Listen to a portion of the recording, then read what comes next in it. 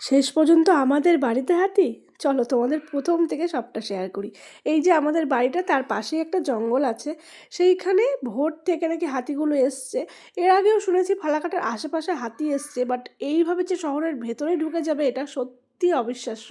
তোমরা ভাববে না, মানে পাশে ফরেস্ট যেমন জায়গা পড়ে থাকলে জঙ্গল হয়, সেই রকম একটা জঙ্গল।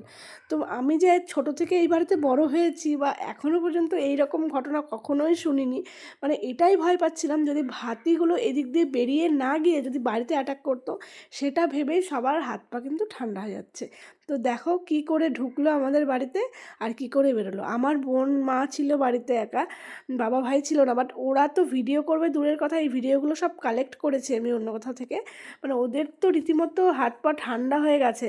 মানে ভাবো শুধু হাতিগুলো এক ধাক্কাও লাগলো না, জাস্ট পায়ের ধাক্কাতেই ওয়াল ভেঙে গেল। যদি ওরা একটু এইদিকে চলে আসতো, মানে কী অবস্থাটাই না হতো।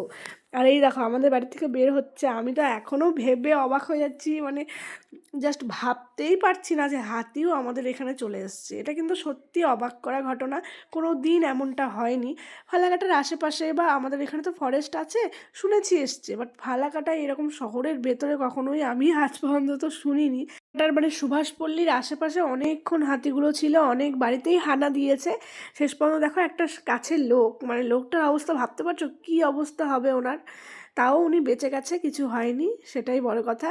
কিন্তু অনেক বাড়িতেই হামলা করেছে, কিন্তু সেইভাবে কিন্তু কারো ক্ষতি করেনি, মানে কোনো ক্ষতি হয়নি, টুকটাক ক্ষতি হয়েছে, বাট সেইভাবে কিন্তু কারো বাড়িঘরও ভাঙেনি, কিছু করেনি। এটা কিন্তু সত্যি মানে একটা অবাক করা ব্যাপার।